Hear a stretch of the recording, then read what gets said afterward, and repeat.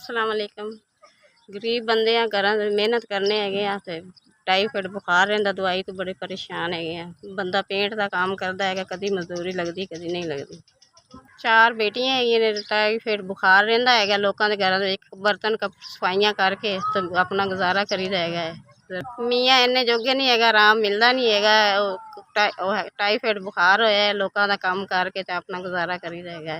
काम कर नहीं सकती, बुखार मेरी हड्डां दे विच बह गया, टाईफाइड होया है। छुट्टी कर नहीं सकती, मजदूरी अगले कट लेंदे हैगे ने ते टाईफाइड बुखार हड्डियां दे विच बह गया है। मेरी मदद कर दो, दवाई ले लांगी। अल्लाह मियाँ थानू तंदुरुस्ती देवेगा, तुहाडे बच्चों की दुआवां देवांगी। मेरी मदद कर दो।